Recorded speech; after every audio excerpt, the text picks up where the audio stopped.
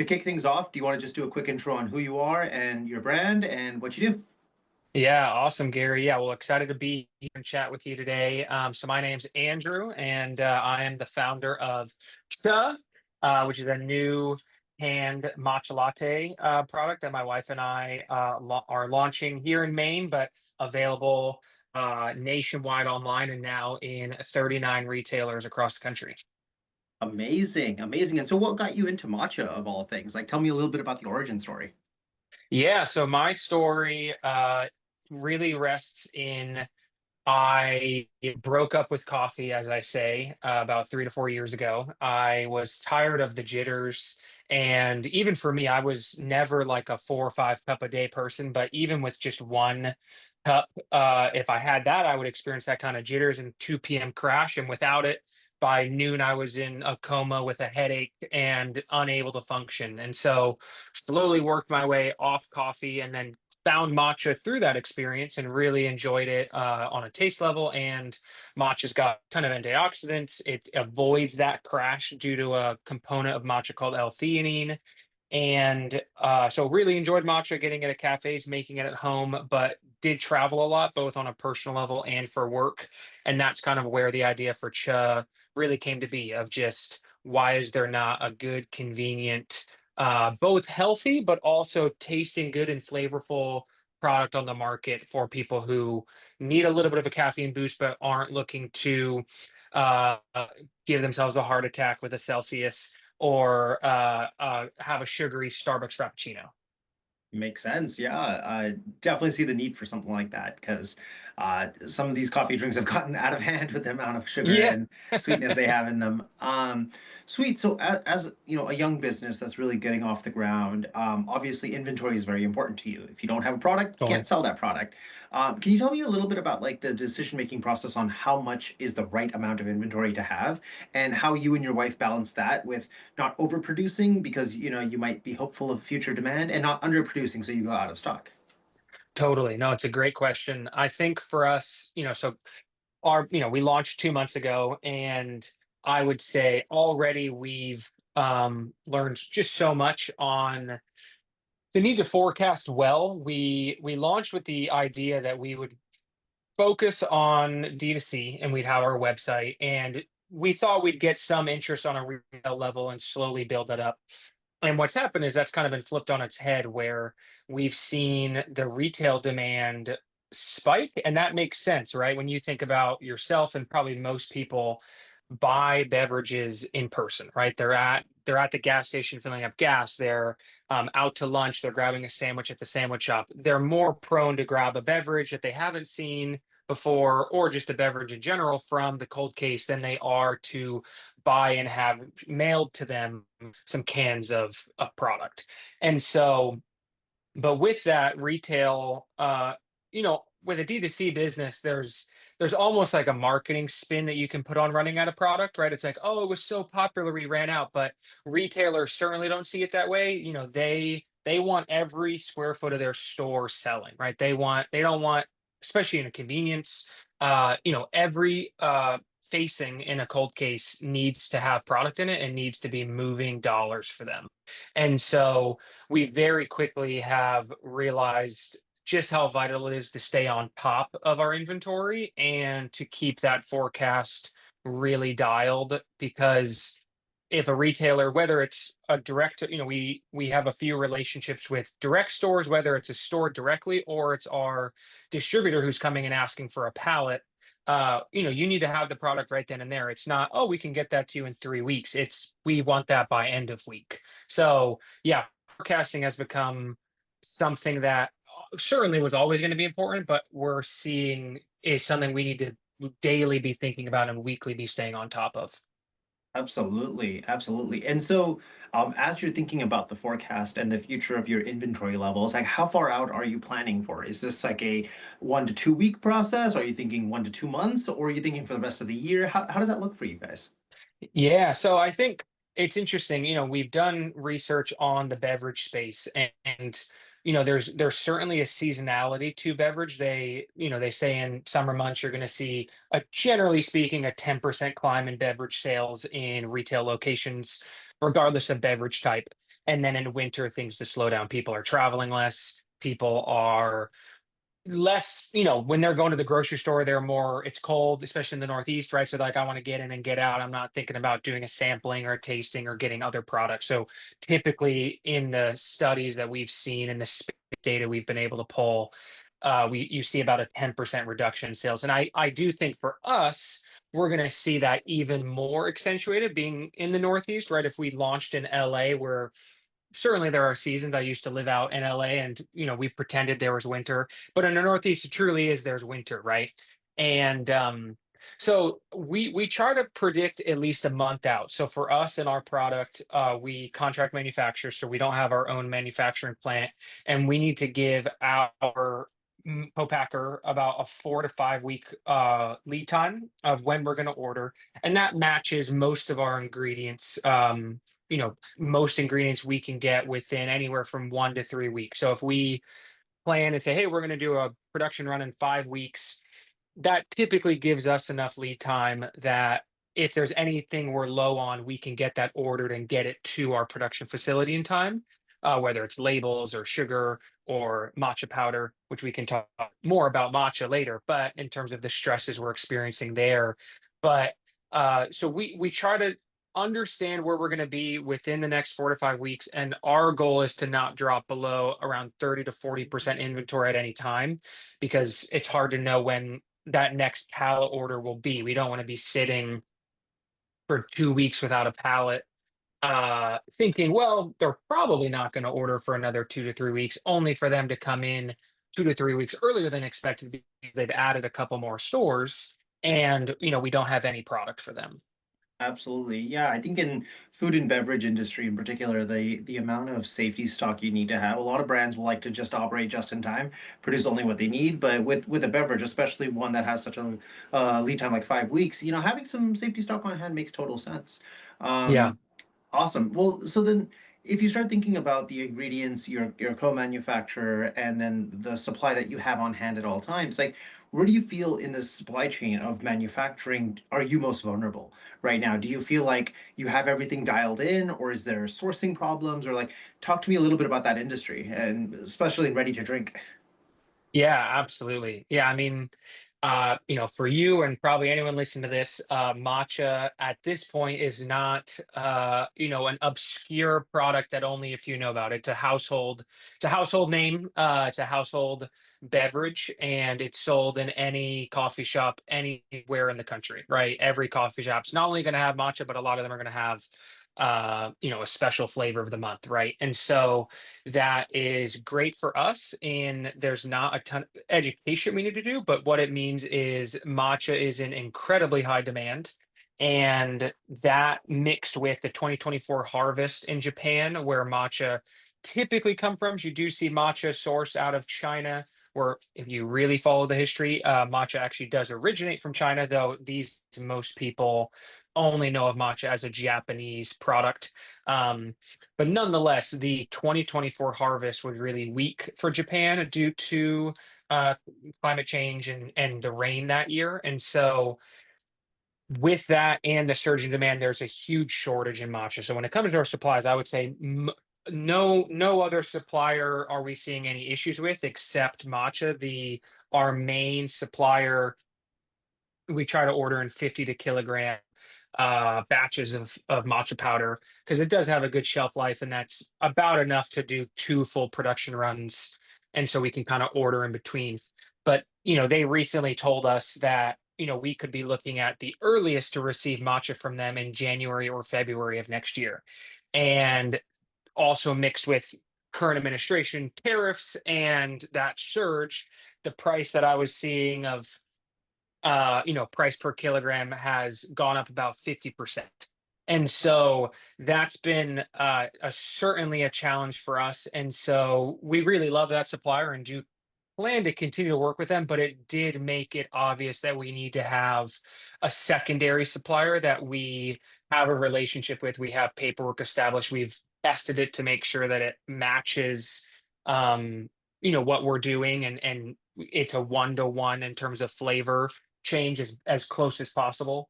That even right now, like we are actively looking for that second supplier and doing sampling and tastings in order to see who is a good match, both on a price level and might have a better lead time for us. Absolutely. So let's play a little bit of a theoretical question here for you. The cost of materials is one thing. I mean, that's hard to control, and obviously there are externalities like tariffs and seasons that we can't account for.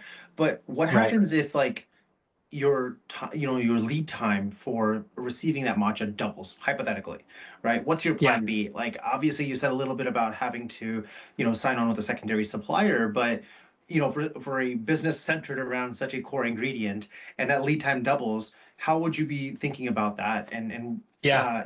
planning for that?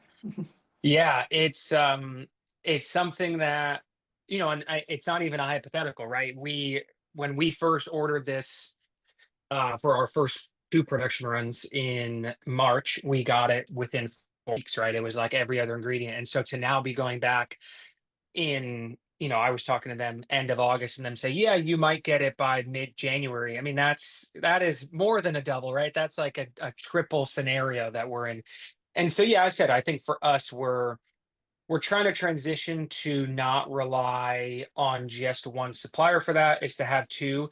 And I do think too, there's also I think what's so hard with beverages, and this exists in any industry, but for us, we owe our suppliers and our contract manufacturers money immediately, right? And so it's a very cash intensive business, because if we're going to go make 10,000, 20,000, 100,000 cans, well, it might take us 3 to 9 months to sell all those cans. We have a 12-month shelf stable product. And so, obviously the hope is that as we grow our business in terms of retail stores and grow our number of cans sold per month, that we're staying ahead of that, but not buying so much that we're in a cash flow issue. And so that's where, luckily with matcha, it has a very long shelf life. You can store matcha depending on the conditions for up to 24 months.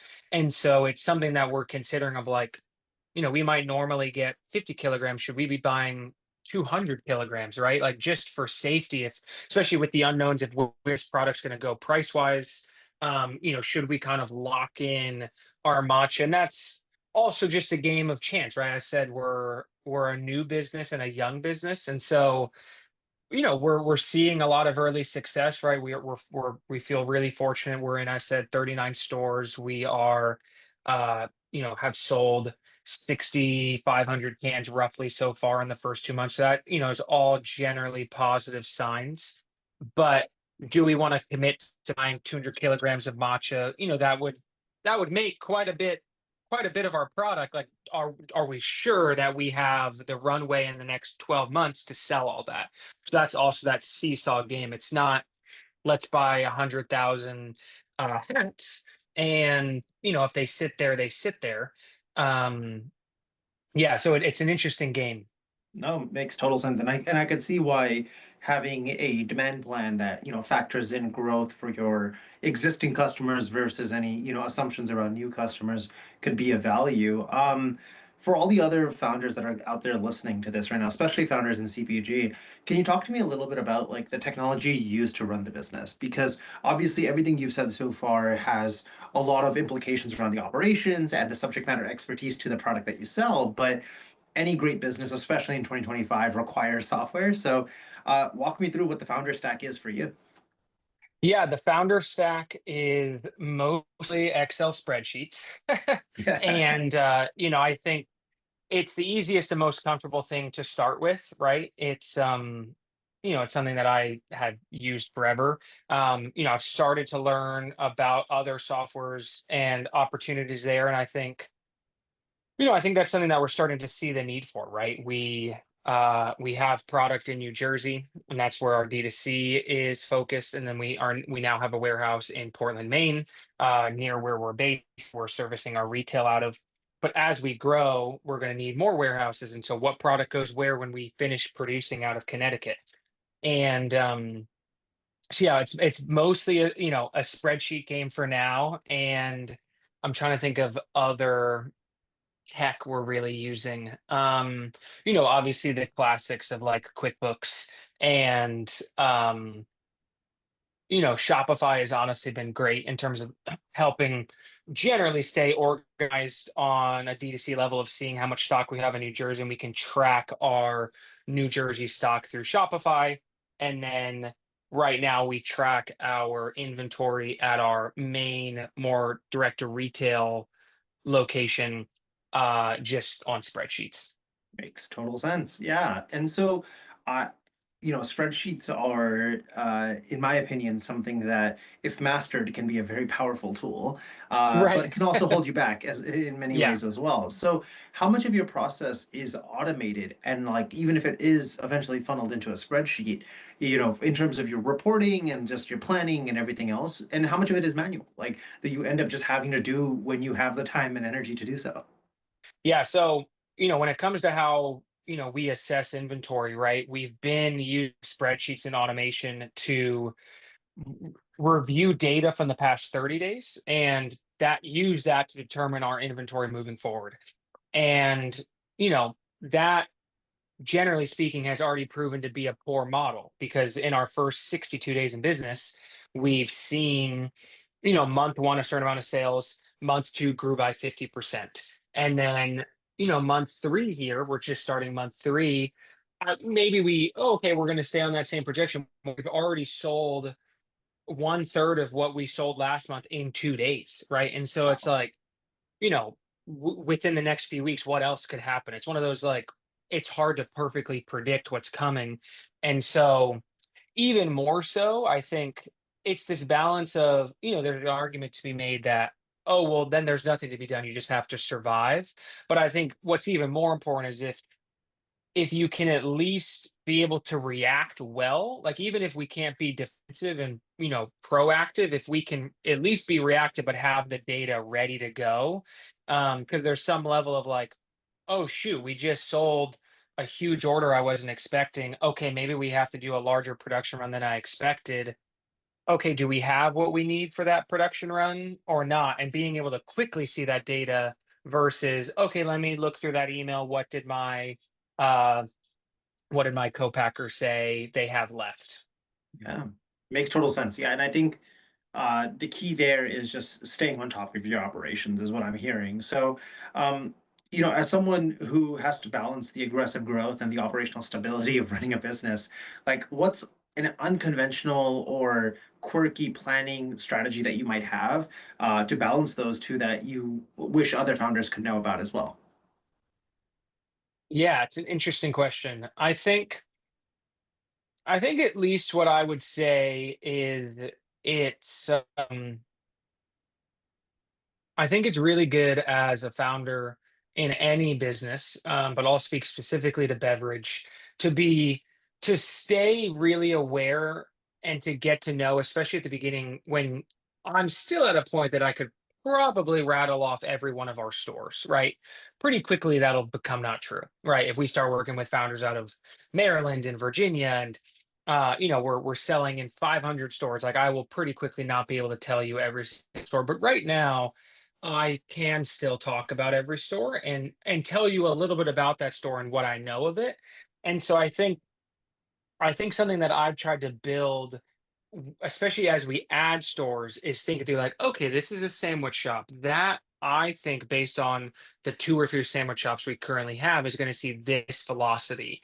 And so if I etch that out into the future, that's going to affect our overall velocity this way versus adding a store and be like, it'll just be our average, right? Because our general average right now, when you take grocery stores and some convenience stores and some like sandwich shops and a couple donut shops, like each one of those has a different type of velocity. And so I think it's important to not just track velocity, but to subdivide, like kind of create subsections of types of stores and the types of velocities you see in those stores so that as you might see your distributor or yourself add new stores, you can drop those in there, which at least for me has helped me better understand um, what to expect. So a good example is, we have a meal service we're working with that they're just sending this can out with their meal service. And so it's like, okay, this is good. Now that we have them as a client, we're going to see a far higher velocity than the convenience store that I personally know has low traffic based on the area it's in and based on the tourism season here in Maine ending. And so I think it's I don't know how quirky that is, but I just think it's good to care about data. I think it's easy to either just celebrate when any can is sold, which obviously it's good to celebrate, and it's also easy to just wish you were selling more. But I think what's important is to view data without emotion and to start to see kind of those categories. Okay, we're adding a lot of sandwich shops. What does that mean? And it's selling well there versus, okay, like we're not selling as well here. A, maybe let's focus elsewhere and do something differently, but B, how does that affect our inventory moving forward? Awesome. Awesome. All right, we're going to do a bit of a rapid fire here of some curveball spicy questions. I love it. Let's do it. Awesome. Okay, so first question. If you had just lost all skills of operations tomorrow and you just don't have that skill set anymore, whether you forgot it or the person you were using is no longer with the team, what would be the first operational fire you expect to break out? If I lost all skills or we had let go, I mean, obviously it's my wife and I right now, but if one of us stopped working on the business immediately, I think the first fire would would come in what we've been talking about, right? It would be in knowing our supply chain, knowing our vendors, and knowing when those order points need to be, because currently we're we're we're pretty manual, right? And so because it's not all automated, we we have to rely on us knowing the information. And so, social media, I mean, comes and goes, right? And that's natural for a business, right? Like if a business doesn't post for a few days, that'd be fine. As we wake up from our amnesia, we can start to figure that out. Um, at the end of the day, cans are in stores and for the most part don't sell themselves, but are already there, right? And our distributors are putting them there and merchandising them. And so the thing that I'm spending most of my time on is ensuring that our inventory is in place, ensuring that I'm tracking how many cans we have, thinking through that, um, deciding if we need to move product from New Jersey up to Maine, if we need to, when we work on Fair, the wholesale platform, right? Should we be shipping that out of Maine or out of New Jersey based on the inventory in each? And as I said, a lot of that understanding of what's where is just in my head. And so amnesia would be a really bad piece to the business at this point because we're not automated. Makes sense. Yeah. Um, okay. Uh, what's one thing you know you should be tracking in your business that you currently aren't doing, and why? Mm, yeah, that's a good question. I think one thing we're not tracking well yet is, um, truth be told, I think we we've done a lot of tastings, right? So we've been doing a lot of sampling at new events, and we, generally speaking, obviously ask people their thoughts, and we've had a lot of positive feedback. You're not going to win them all, especially in beverage. You're not making an objective product. We all have incredibly different tastes. But I think one thing that we're not tracking well is general feedback, positive and negative, right? Like, what are people liking most about our blueberry? What are people liking most of our espresso vanilla? I could give you an answer, but it would be a very subjective answer because that's just based on the feedback I've heard. My wife does a lot of the sampling events. Like, what has she heard? We're not aggregating all that data into one spot and saying, huh, we're getting consistently the same note that the blueberry people want it to be sweeter, or people, should we do that or not? Again, there's still a subjectivity to it. Um, not everyone's going to like matcha. I mean, not everyone likes water, right? I mean, there's nothing within food that everybody likes. And so you can't take feedback as gospel. Yeah. But I think it would be good of us to do a better job of learning what people like and dislike. And that way we have a better understanding of, should we be iterating on the product more? Should we be marketing a certain way more? Should we be talking in retail meetings a certain way, more or less. And so I think feedback would be a good thing for us to do a better job to track. Uh, Two more questions for you. The first one is if you suddenly had 5 hours extra per week to work on the matcha business, where would you use that time? Yeah, so in terms of if I had 5 more hours a week, I think the first 2 things that I would put that time towards, I'd probably put 2 of those hours towards marketing and social media, whether that's content creation or just engaging with our community. It's, you know, as of now being bootstrapped, we're self-funded. We're not backed by VC sitting on millions of dollars that we can pour into social, pour into influencers, have a full social team. It's my wife and I, it's our friends making content. And so to have a few more hours, honestly, a day just to get that content made would be great. And then I think to me, I'm a people person and I really like being out there. And so I would love to just get to be at sampling events more or just go and talk to some of our stores that we're in and talk to the staff, talk to the owners of those stores, hear about what feedback they've heard. If they haven't tried CHUH, share a can of CHUH with the people at the counter. I think especially as a young brand, one of the things that and this is for I think any business, but there's so many ways you can spend your money, right? When it comes to marketing, when it comes to getting visibility for a new brand.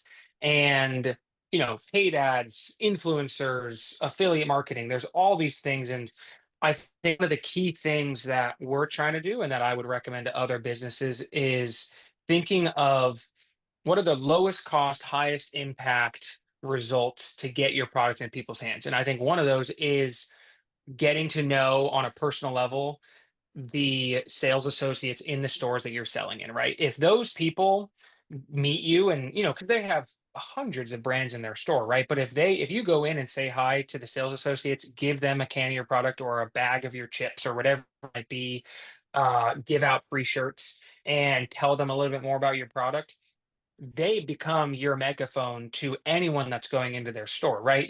I mean, us being at a sampling event, it's cool to talk to the owner, but obviously the owner's biased, right? Like I'm biased. I love our product. I think it's great.